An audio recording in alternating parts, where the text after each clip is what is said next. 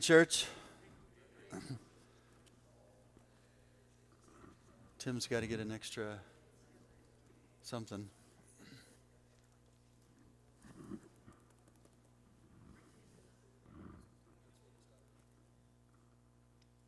We are on Genesis 10. We are almost 1/4 of the way done.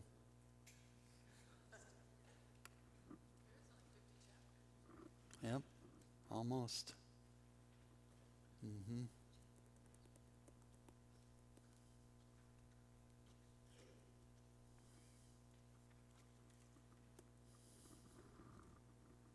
Let us pray.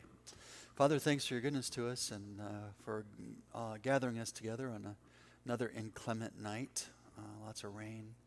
And we just pray for just your grace and your mercy to go before us as we study this chapter.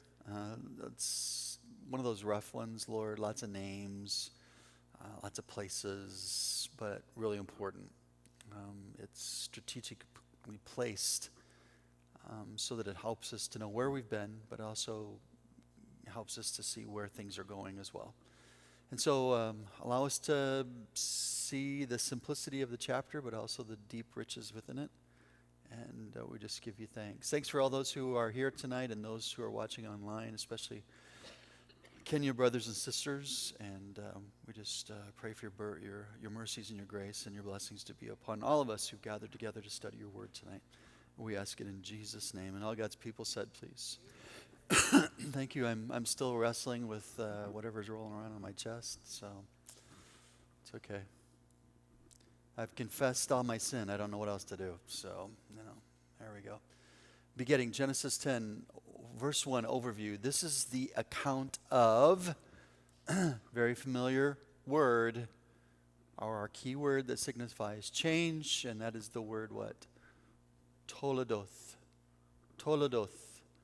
Or as some translations have it, these are the generations. Anytime you see that Toledoth, you know that something new is starting. There's a beginning of something and an end to something else. That's why we pay attention to those word markers. Note, these are also recorded in 1 Chronicles 1:4-7. Note in 1 Chronicles, the first 9 chapters are recording the genealogical record from Adam to David. That's why the first 9 chapters of Chronicles are torture for most people, because you're reading 9 chapters of who beget who and how many kids they had and everything else, and it makes it difficult. But the key there is that last name, and it is what? Yeah, it's David, because he's going to be the important guy in Jesus' life. As Miss Pat and I were talking about, Jesus is known as the Son of Man, but he's also, when it talks about the Messiahship, he's known as the Son of David. Absolutely. In fact, Matthew's genealogy picks up on that from Abraham to David, 14 generations between, not literally counting, but to get us there. Note, this chapter is going to cite 70 nations. 70, like 7, is a number of church completion, fullness, or eclipse. Totality. Yes, that was just Monday and you've already forgotten about it. Yeah, and you can compare Numbers 11, 25, and 26. There's another 70 there. You get your 70 elders that went up on the mountain. Note the ordering of the sons again that we see. The first is Shem, and he's the middle kid. All right.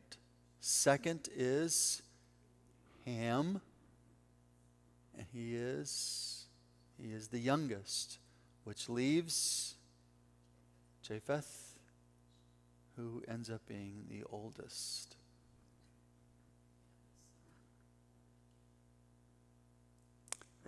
Yeah, absolutely. We have a second born being listed first, which culturally goes against things. That's why it's important.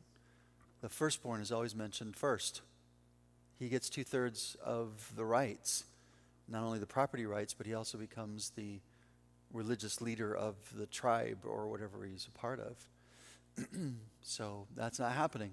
Shem is in the middle. He's taking the first spot. Verse 2. Why is Japheth listed first? Obvious answer. He is the oldest, absolutely. Because he is the oldest, and culturally, this would have been expected. So Japheth is coming out on top on this one. Why? Because it's not talking about a prophetic lineage.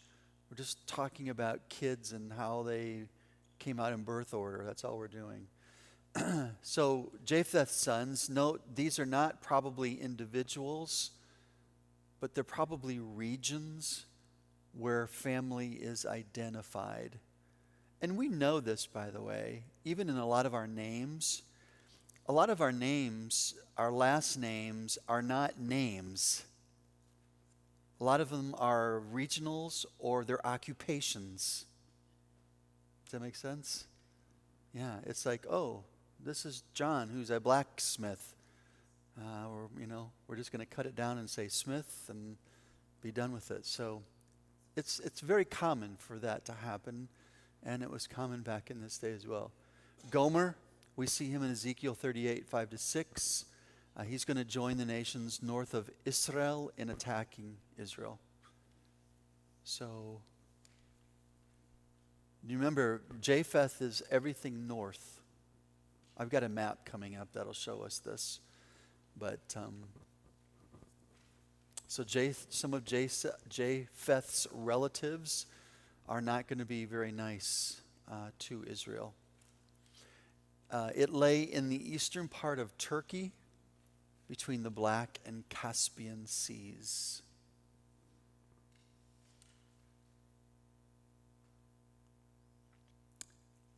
The other kid that comes out of Japheth is Magog. You find that again in Ezekiel, chapter 38 and 2, and then 39 and 6 was the regional area where Gomer was located.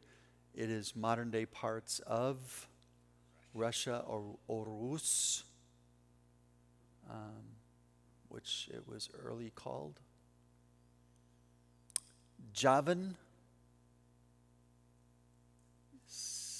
represents Greece. Yeah. It was really easy for me to remember that in Greek because it sounded like what? Javelin. Olympic Games, Greece. There's the method to the madness, all right? Also the Ionians, which were just north of there. Tubal and Meshach, once again, found in Ezekiel 38, verses 2-3. A prince of this region makes war against Israel in the last days, and this is perhaps northern Syria, Turkey, or Iraq. So in the end days, Japheth's progeny are going to be used by God to actually attack Israel. Verses 3 and 4. Tarshish, we should know this one.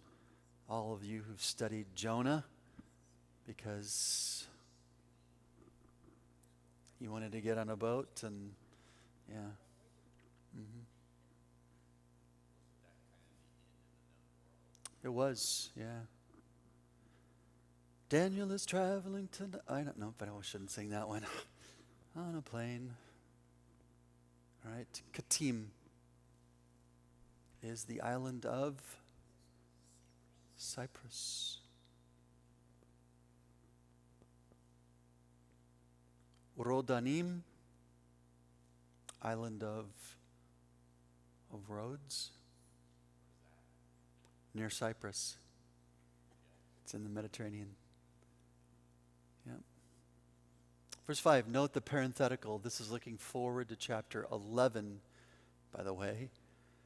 From these, the maritime peoples spread out into their territories by their clans within their nations. So they're leaving these island states because if you know anything about islands, at some point the resources there get very limited, which is why when you go to Hawaii, you're wondering why a gallon of milk is $6 a gallon.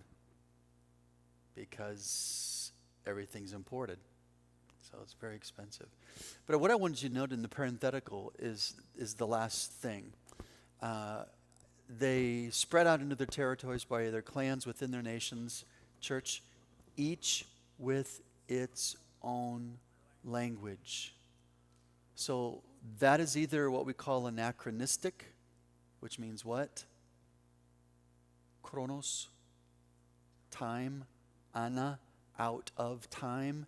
So Moses is writing this, knowing something here, but he's putting it here before chapter 11, because chapter 11 is what? Babel. So right now they all speak the same language, which makes this confusing, but it's a parenthetical. So Moses is just saying, hey, out of these nations, these people groups came, and they ended up having their own language. We can also call this tribal languages or ethnic languages. So, Pat? All these people's names are, the people, are they Japheth. His son? Yes. These are the sons of Japheth. Mm-hmm. So that's what we're looking at. How would you categorize the majority of Japheth's ancestry towards Israel? They are antagonistic. They're historically hostile. Yep, towards Israel. Don't know. They all got off the boats. Yeah, I don't know. You know, Satan hates Israel. And sinful men, at the end of the day, hate Israel as well. I mean, when you read Ezekiel 38 and 39, when you look at the Ezekiel war, the only reason that the northern nations are coming south is to just simply do what? Destroy it. No, take stuff. Oh, that's right. Yeah, they want to take stuff. That's because Damascus is going to rise up and go, why are you coming down here? Are you coming down to steal things? And it's like, oh yeah, of course. They've got millions of tons of natural gas that they're now selling to Europe, going underneath the sea, and guess who's getting hurt economically by that? Russia, who has been piping it in through Germany and other places. And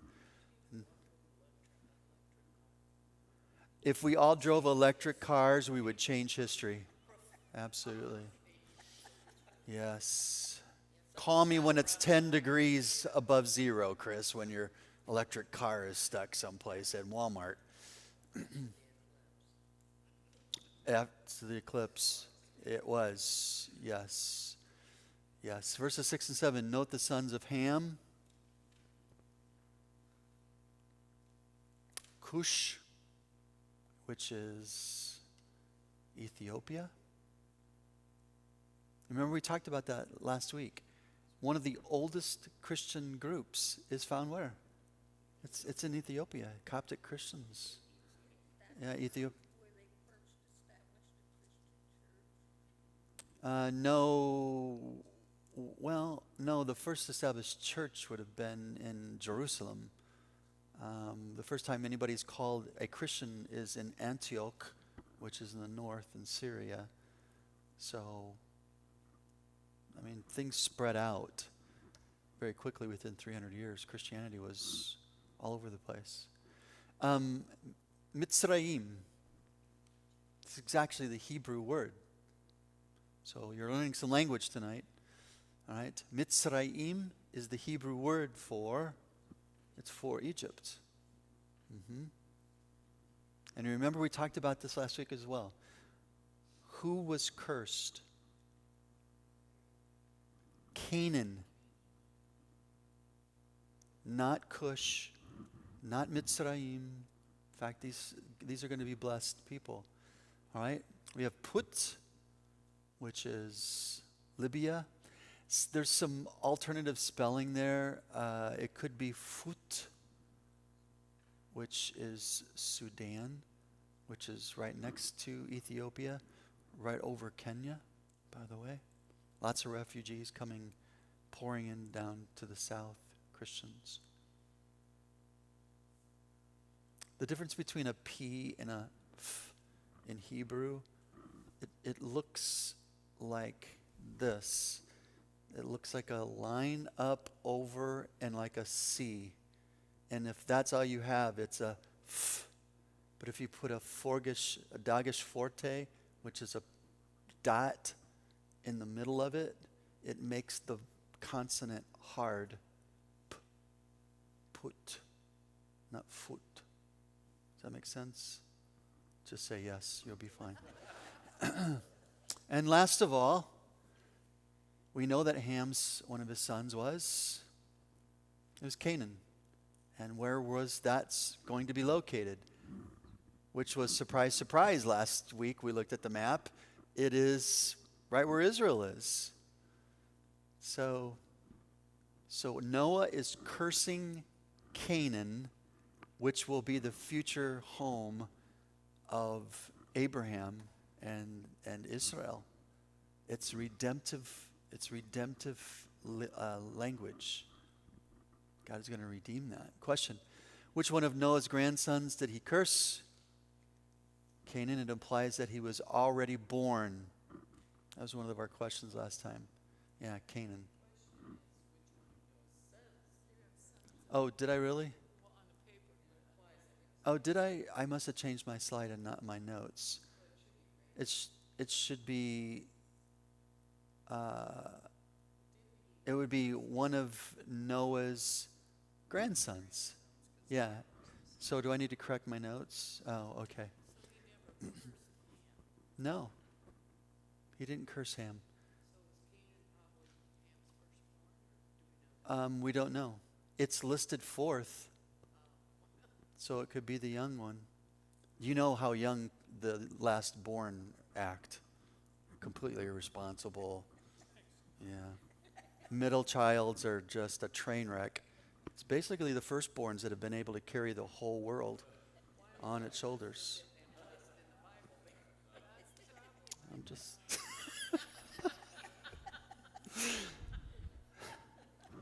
Hey, I don't make it up. It's just what it is. I'm just stating facts. It's in the Bible. That's right, Kathy. Don't argue with me. Yeah, it's the middle children that give me all the crap right now, so it's exactly right. Dedan, it's very prophetic. You're going to find that in Ezekiel 38 and 39, and that is Saudi Arabia. Our missions team just got a thank you note from Operation Mobilization because the extra money we were able to give them went to Saudi Arabia, to some of the refugee camps. I have a good friend who's working over there. He's asked me to come over several times. I just haven't been led yet. Sheba, you'll find these both together. Sheba and Dedan. You find those in Ezekiel 38 and 39. And Sheba is Yemen, which is causing all kinds of problems right now because of the Houthis and other terrorists supported by Iran. The queen of Sheba actually visited Solomon. You're going to find that in 1 Kings 10 and 1. So she was down south when she came up. That's an interesting passage. She must have had an absolutely amazing entourage. All the stuff that she brought Solomon. Wow. She had tons of wealth herself, absolutely. She came up because she wanted to see the wisdom of Solomon, but she also wanted to see the temple and all kinds of things. Tradition, yes. Tradition says that Solomon slept with her and she became pregnant. And there was a child born that now is the heirs of both of that. Don't know. Oh, knock it off, Kathy. I think this is a Bible study or something. So, tradition, yeah. He already had 1,000 wives and 100 wives and 1,000 concubines. He didn't have to marry that one. She went back home. So Sheba and Dedan are the two nations that protest the attack of Israel by Russia, I almost said Russia, Turkey, and Iran. And that's part of the Ezekiel 38 and 39 war, which is why this is so exciting to study this, because guess what's all lined up for that? All those countries are lined up. All those countries are economically hurting. All those countries are threatening to come down. Israel used to be Russia used to be friends, at least. Now they're not. Because Israel was siding with Ukraine, all this stuff is kind of lining up to have something very tumultuous happen. So, thoughts? Did I say hand? Anybody good? Good? All right. Here's the map for that. So I'm going to come over to the side again so you can see. Hopefully I can get the right button. There you go. So you can see the descendants of Japheth. It's called Lud or Lud here. So this is all of the northern, so you can see, Russia, Turkey over here in Asia Minor, heading into Greece, Italy. You see the boot here. Tarshish, Spain is over here. So basically all the European states, everything above the mountain range is really what Japheth is. So like I said, if you're white, you're a descendant of Japheth, because his progeny moved north and out. Okay? And then we've got the descendants of Ham, which is in the green. So all of your African countries down here, but it does extend up into Egypt here. Here's Mitzrayim. Mitzrayim is here, Cush, and Pathrusim, or what would be south of that? Somalia. Put up here, Lachabim, Kasluhim. But then it extends up north here into Canaan, and that's the nation of Israel. You've got the Sinai Peninsula. Well, this is interesting. I didn't see that before. Dedan is linked with Ham in regards to that, which is interesting. Oh, this is interesting too. Both of those are in Ham's descendants. They're building mile cities right there. If you're not keeping up with the news, they're self-contained. It's like billions and billions of dollars. And then the last one are the descendants of Shem, which is predominantly here.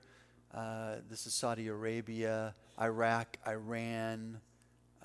Those are kind of the countries that we see with Noah's 3 sons. Kuwait would be in the Persian Gulf. Yeah. Probably.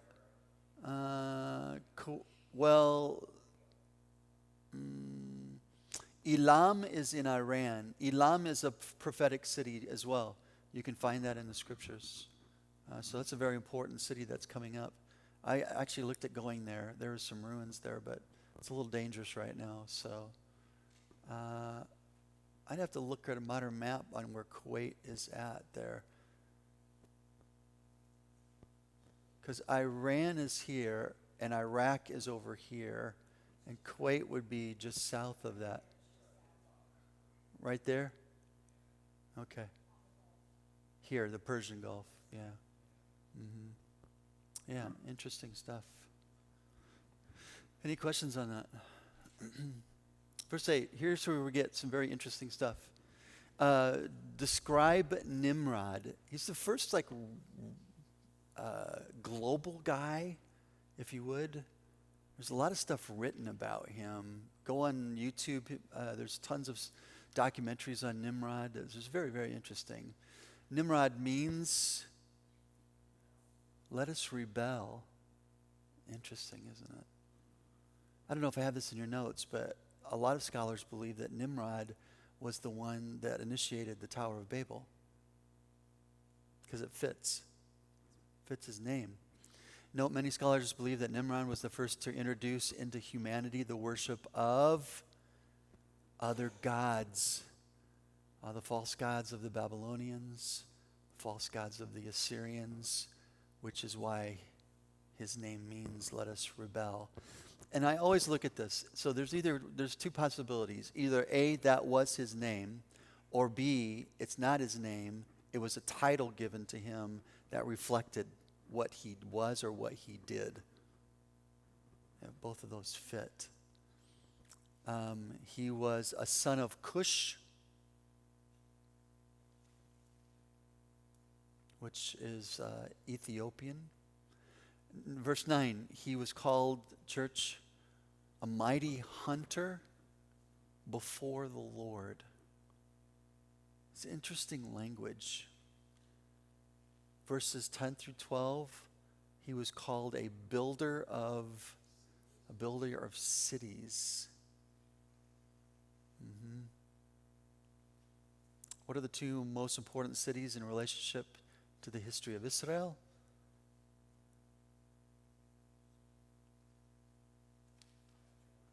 Babel, great language program. I use Duolingo, but it's still good. Babel, which led to Babylon. And two, all you Jonah fans, Nineveh comes out of the capital city of Assyria. Yep, both of those things are built by him. They're associated with him.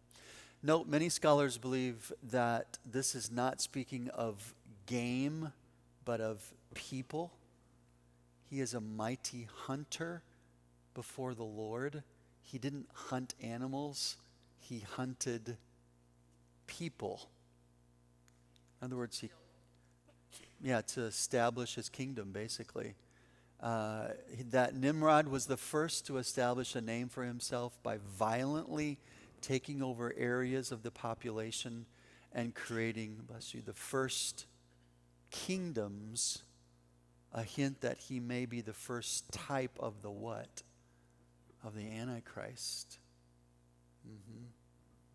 Concentrating power, bringing people into a concentrated area. There's typologically, there are many scholars that will connect the Antichrist to him because he has Antichrist-esque characteristics. Verses 13 to 14, what people group is significant in Egypt's descendants?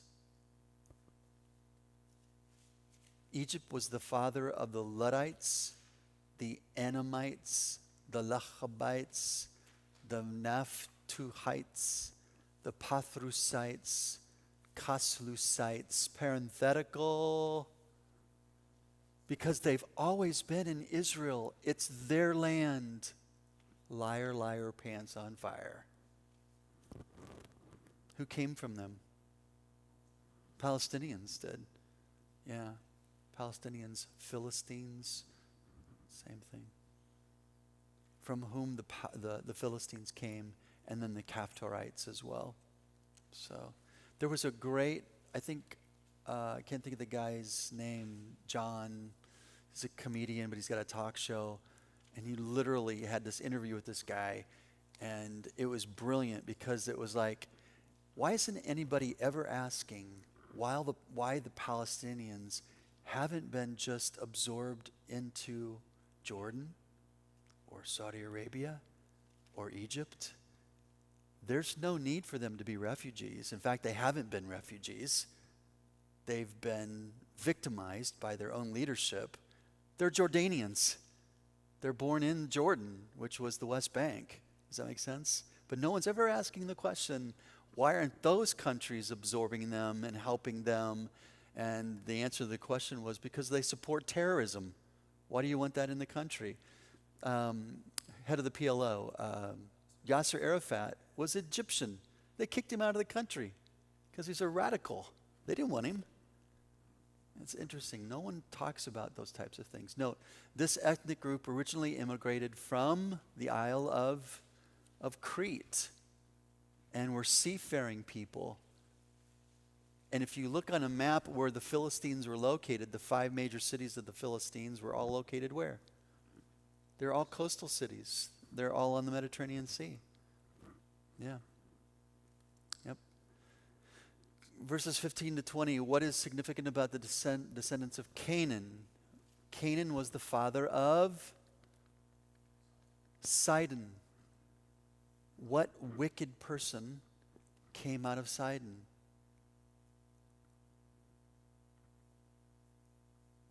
She is also mentioned as a type in Revelation. Jezebel. Very, very wicked place. I actually went through Sidon. I went through Sidon and Tyre in Lebanon. They're coastal cities. You go through those 2 cities, you can tell exactly when you leave one and you enter into another. Tyre was Christianized at one time. Lebanon was French for many, many years. In fact, Beirut was called the Paris of the Middle East. It was so beautiful. If you go there now, except for the bombed out places, the boardwalk is absolutely beautiful right on the Mediterranean Sea. It's absolutely a beautiful place. But as you travel down through the south and you hit Sidon, it's like everything died. It's like everything's brown. Everything's walled up. It's eerie. And then you get down into Tyre, everything's green, everything's lush. It's amazing.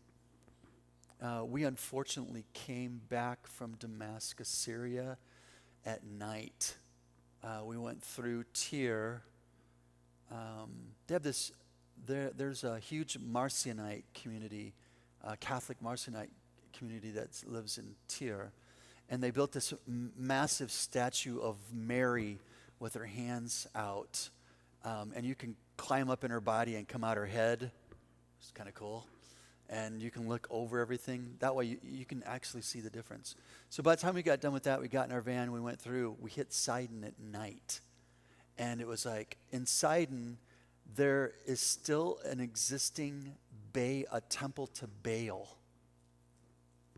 And we thought, man, that would be really cool to see. And our driver said, no way am I driving a bunch of white guys down in the middle of the night to a Baal temple. I said, unless you all want to be a sacrifice, we're not doing it. So we kind of came out of there. This is a weird feeling.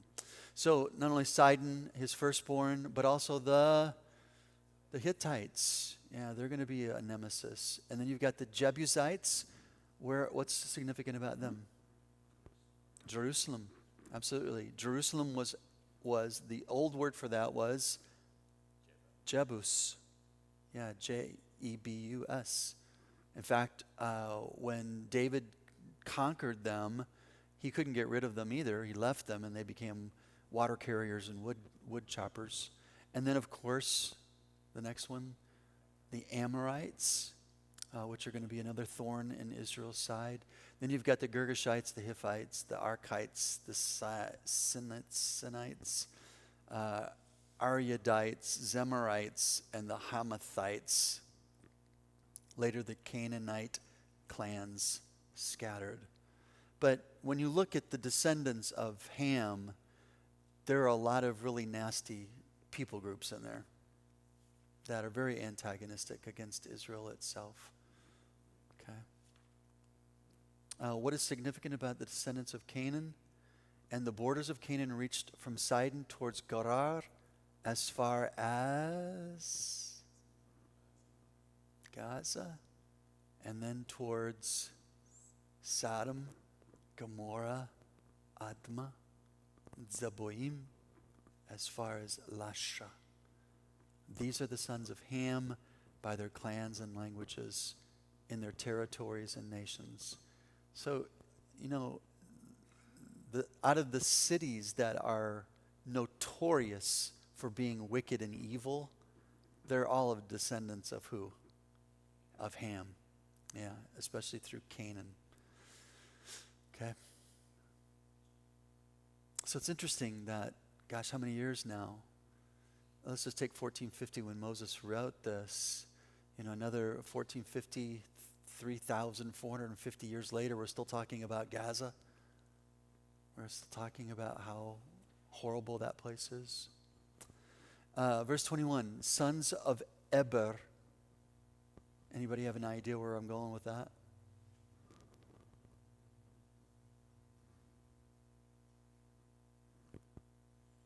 Sons were also born to Shem, whose older brother was Japheth. Shem was the ancestor of all the sons of Eber. Note, Ibri from Abar means to pass over or through. Ibri from Abar means to pass over or through. Habiru, now are you starting to get what that is? Habru, Hebrew. Habru, Habiru, a class of people with no secure place in society. And what was Abraham, Isaac, and Jacob noted for? They never settled down. They always lived in tents. They were always moving. There was no secure place for them in society. Many scholars believe that this is where the ethnic word Hebrew comes from. The classification of Hebrew is first cited in Genesis 14:3 for Abraham and his family, who were, by very definition of the name, passing through and a people with no secure place in society. So it fits. In fact, I just had a Hebrew word of the week that was Hebrew.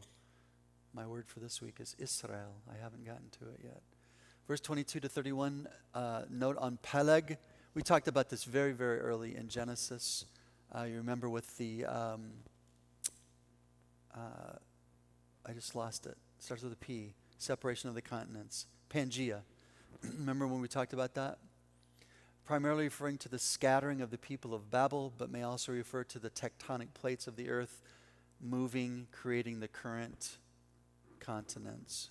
Now it's that Pangea that we studied very early on. Primarily referring to the scattering of the people of Babel, but also may refer to the tectonic plates of the earth moving, creating the current continents. Joktan.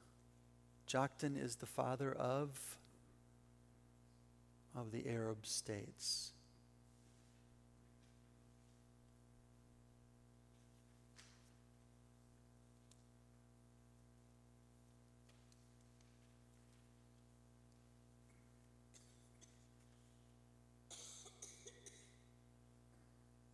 I was trying to think of the mission verbiage that we had to remember. I can't remember how it goes. Not all Arabs are Muslims, but all Muslims are Arabs. That doesn't roll around in my head very well, so it may not be true. Question: what was the result of the increasing population? There are the clans of Noah's sons. These are the clans of Noah's sons, according to their lines of descent within their nations. From these, church, the nations spread out over the earth after the flood, which is what they were commanded to do anyway, right? In Genesis 1, 26, 27 and following. Multiply, spread all over the earth. Yep. The forming of nation states and fulfillment of the command to multiply and be fruitful. So was the term used there by God, nation or kingdom? Kathy's asking if the word there is the word for nation or if it's the word for kingdom. It's probably the word ethnic, ethnos. That's what it's often translated. Basileia would be kingdom. I don't think that's the word there. And that's Greek, of course. Septuagint would have translated it that way. But most often when it talks about nation and the Greek is translating it, it's going to come out as ethnos, an ethnic group. Note, from Shem we get the word Semite or Semitic, which is a racial Semite, linguistic Semitic. So if you go to school and you study Semitic languages, that's the region of that area, okay, of anyone living in Asia Minor or the Middle East. Note, anti-Semitic is narrowed in scope to mean being against the Jews. Being against the Jews.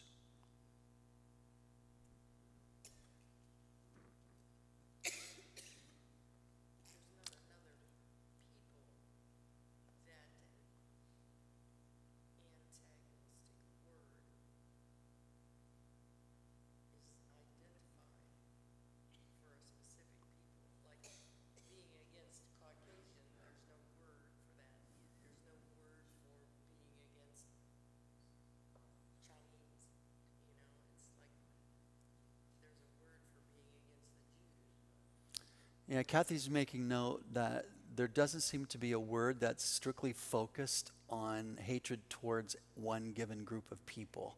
We've got prejudices against Asians or blacks or white males, but not really anything that kicks up like that, Kathy. So, yeah, there are derogatory words for those ethnic groups, but yeah, it's not focused against a people group. Yeah. So name some universal practices of humanity that would support a single source.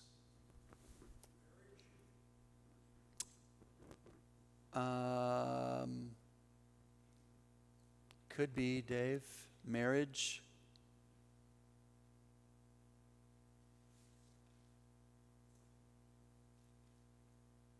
I have to think about that. Tribal pecking order. Name some universal practices of humanity that would support a single source.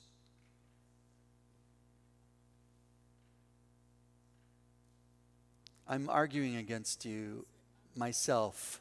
I'm arguing against myself in my head. So if I were to argue against that, Dave, I would say that's not true. It doesn't mean it's a single source. It's just a social construct.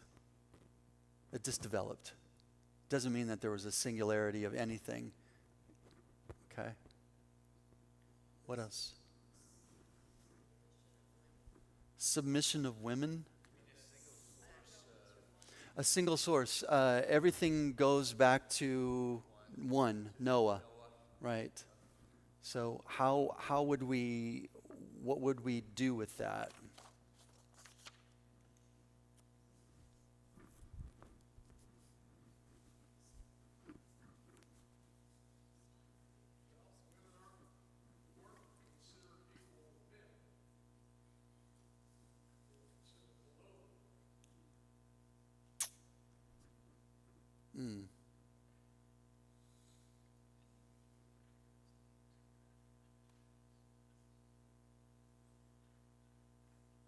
So common practices of humanity that would support a single source.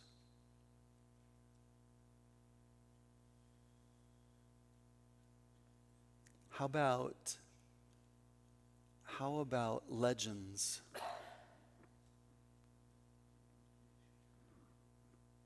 Traditions. Because there's flood stories in South America, there's flood stories in China, there's flood stories in North America, there's stories like once upon a time this happened. Well, how did all of that happen? How did everybody come up with the same story? It might be different in the way it's told, but it's still same. Well, wrestle on that one. Q, what does this tell you about the sovereignty of God, the formation of nations, and his prophetic will? Remember, this is Genesis 10. We haven't even gotten to Abraham yet. Haven't even gotten to the Tower of Babel yet.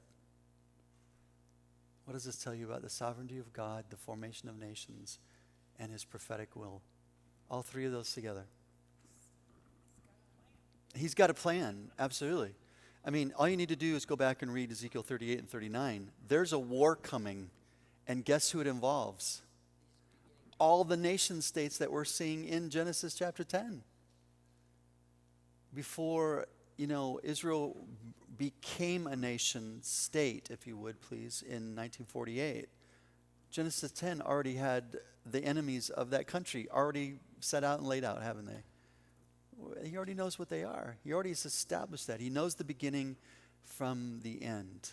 And that's what's so amazing about this particular chapter. All these people groups, if we just took time to study them, which we could, and we're not, because it would take a lot of time, just to trace where they are, how they got to where they are, all that stuff's pretty impactful with that. I think we're done, are we not? With that one? Good. Any questions on that? So the next time you say, I'm going to skip Genesis chapter 10 because it's boring and it's full of a bunch of names, don't.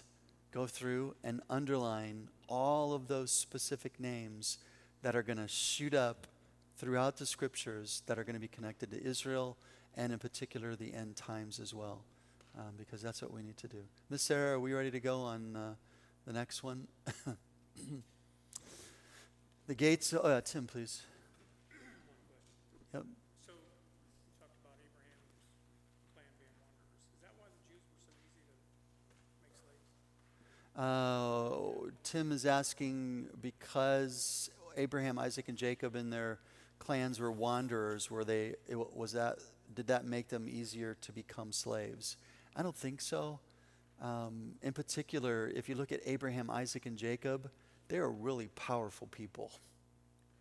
I mean, they had a ton of money, ton of livestock. They had slave servants. In fact, when we get to Genesis 14, Lot is captured by the kings of the north. Guess what Abraham does? He gets 300 of his army and goes up and gets them. So I don't think people messed with them, Tim. I don't think. They moved to Egypt. Yeah. They moved to Egypt, but they still had the numbers. They just didn't have the leaders. And that's when, that's what's so important about Exodus chapter 1. It says this, and there arose a Pharaoh who did not know Joseph. So basically, Israel, Jewish people, the other nations have been jealous of them The because of their blessings they received.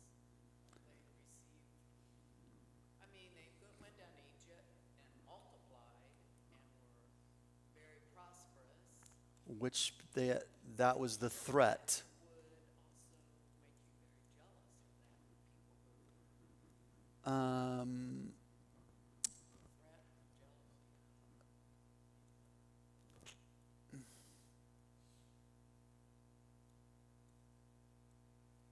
I think there's two things, Chris. First of all, when you get to Genesis 12, it's going to tell us that God chose Abraham and called him out of the Ur of the Chaldees to come to a land, a promised land, that he was going to give him and his seed. Descendants, but seed singular, which is Christ, which is going to be the spiritual progeny of Abraham. And when in that same passage that says that Abraham will be blessed and this will happen, the part B of that, and that substantiates the purpose for Israel, was, and they will be a blessing to the nations. How would they be a blessing to the nations? Because they knew the one true God. So they were supposed to proselytize. They were supposed to get the word out about the one true God. And eventually through Christ, who is the seed of Abraham, the ultimate blessing came to the world because Christ came in to die for us as the son of Abraham. Israel failed to do the first. They went inward instead of outward, and they just became a thorn then that people beat up on all the time. So, in fact, when Paul writes this when he writes that treatise for Israel in in Romans 9, 10, and 11. He says that God drew the Gentiles to himself so that they might make Israel jealous, so that they would come back. So that's a good question with a very long answer. So anyway, the gate of God. Very interesting. I think I've got some pictures of this up front that will mess with your idea of what that looked like too. Per our study of chapter 10, when is the now taking place? Answer: between Noah and his great-great-grandsons. So we've got Noah, his son Ham, his grandson Cush, and his great-grandson Nimrod. So there's the genealogical single tree of where we're going. Okay? So what does that tell you already? It's probably not going to be good, is it? Because we went from Ham, we went to Cush, and then we went to Nimrod. And all those city-states, all those countries were already antagonistic or will be antagonistic towards Israel. Verse 1, question: what is the descriptive? It says this: now the whole world, this is why I pointed that out in that parenthetical. Now the whole world had one language and a common speech. And this is when we go back into 10, we go, wait a minute, I read that parenthetical. It said they each had their own language. Now I'm really confused. Okay? The term language and speech are not synonymous.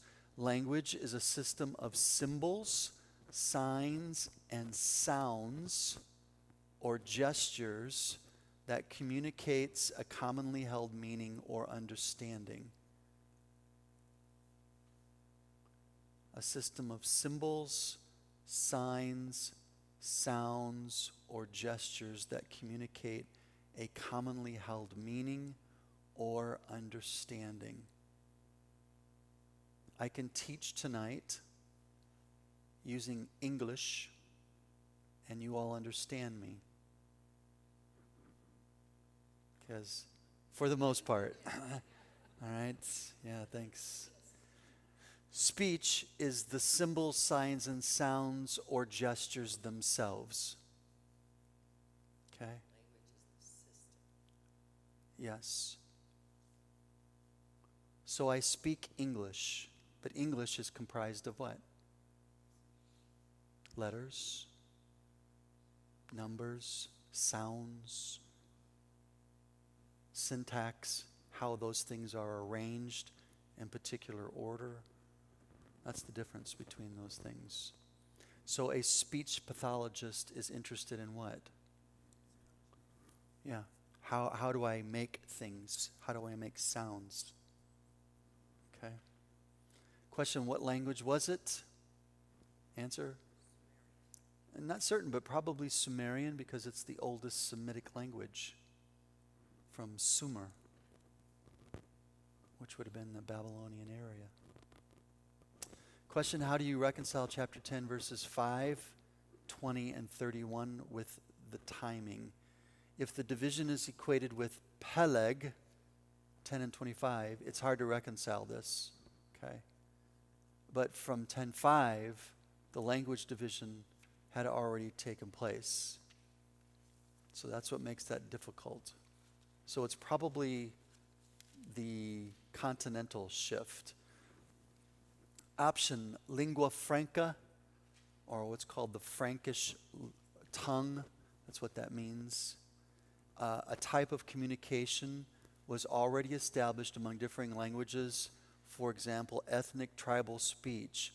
But there was still one common or economic language, and we all get this. If you've ever traveled overseas, you know that the business language of the world is English. Yeah. A modern day example of this would be English as the universal business language. I mean, it's the old joke when you travel. It's like, how can you tell when you meet an American? They only know one language. English. Everybody else in the world, when they're starting from kindergarten, they're learning what? They're learning English and their language. So right now in Kenya, children are learning Kiswahili and they're learning English. They have to. It's the business language, all right? Which makes it easier for us to go over there. Okay. Verse 2, question. Notice the directionality. East. In the east. Where have we seen that word before? Before. Adam and Eve were kicked out of the Garden of Eden, and they went east. Yep. People moved east. As people moved eastward, they found a plain in Shinar, and they settled there. Where do they travel? Shinar, known first as Sumer, then Sumer and Akkad, then eventually known as Babylon. So you see why this is biblically significant? Because it has end time implications. Revelation chapter 17 and 18. Both of those are Babylon chapters. Babylon, the political system, Babylon, the religious system. And Babylon just represents everything that's anti-God, which fits. Okay. Verse 3, question. What did they say to each other? They said to each other, come, let's have a brick party. Pizza oven. Let's make bricks and bake them thoroughly. They used brick instead of stone and tar for mortar. I don't know if you read through this and you go, like, why do I need to know that?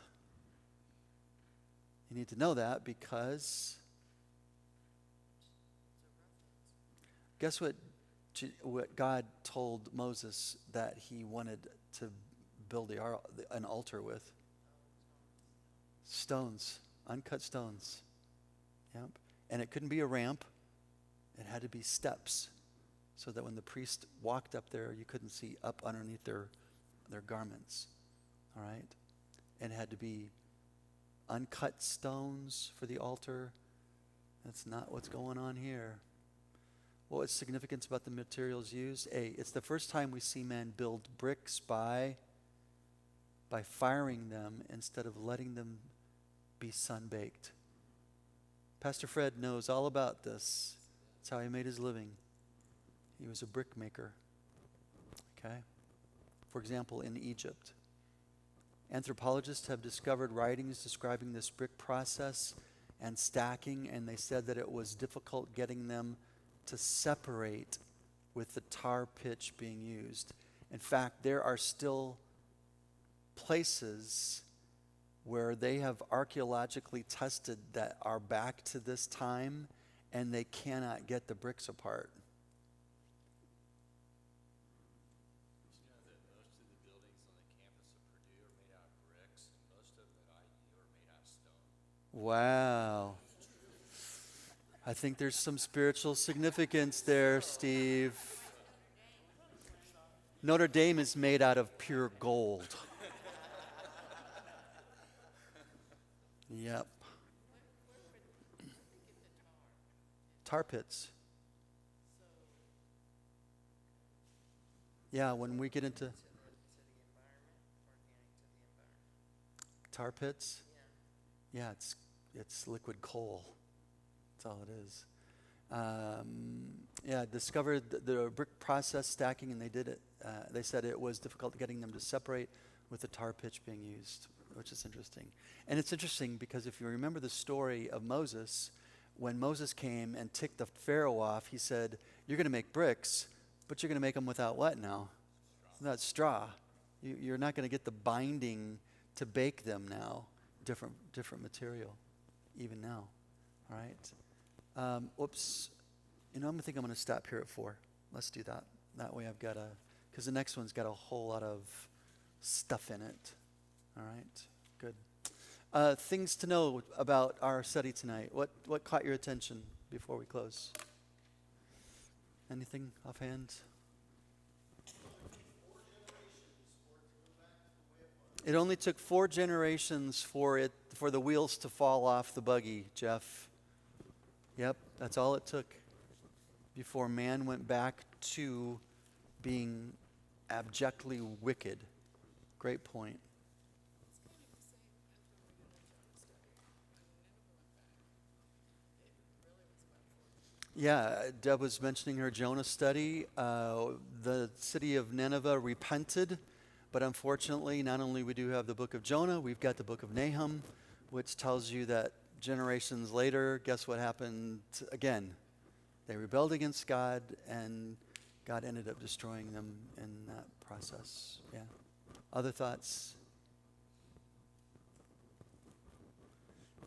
I'm just always amazed at how all of these nation states are named that are in the news right now.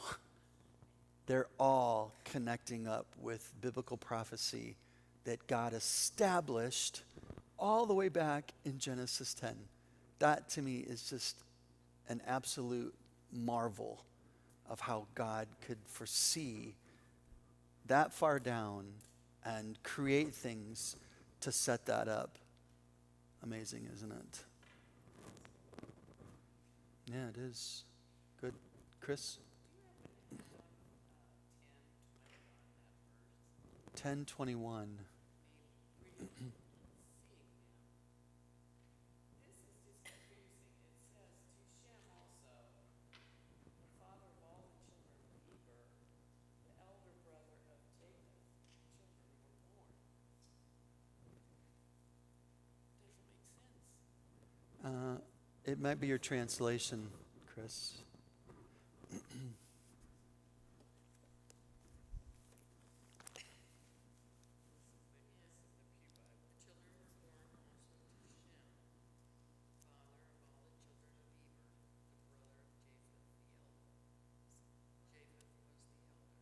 Yeah. Okay, so you said the way I read it. It's so hard. Oh. Some of the translations, the wording's just odd. Yeah. We know for a fact that Japheth was the eldest, Shem was the middle, and Ham was the baby, was the boy. Yeah. Anything else before we close tonight? Good stuff. You're never going to read chapter 10 as the way you did before, are you? There's tons of stuff in there. Absolutely. No. Yep, absolutely. And if you want to throw in another thing, read Isaiah 60 to 66 and see how many of those names are in there, by the way. It's interesting. Isaiah 60 to 66.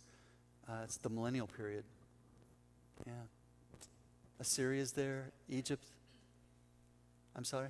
These guys come back in the millennium. They've never left. All these nations have carried on since Genesis 10. They've been established and will still be established throughout that. So I don't know when Egypt ever ceased being Egypt. It's always been Egypt.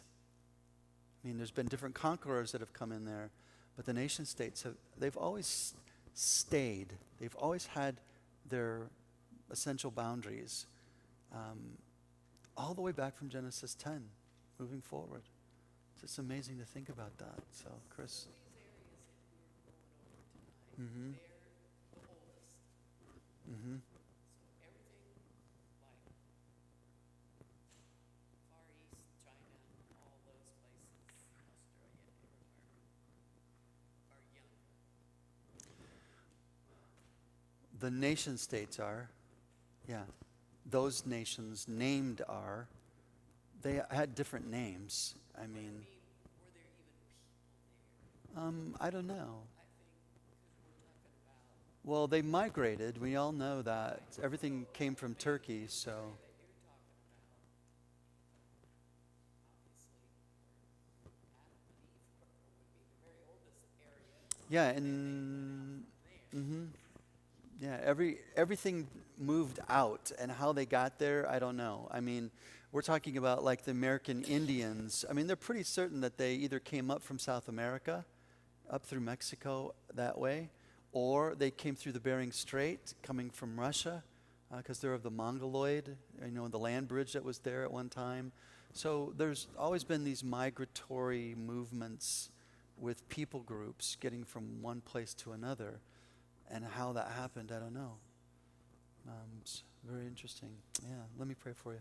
Father, we love you. Thanks for your goodness to us. Just bless us as your people as we continue to study and as we continue to move into some interesting thought about Nimrod and the Tower of Babel and the ramifications for that. Even now, Lord, drop us off in some other part of this planet, and we're going to find a noticeable difference, especially just in the way we speak. We can't understand each other.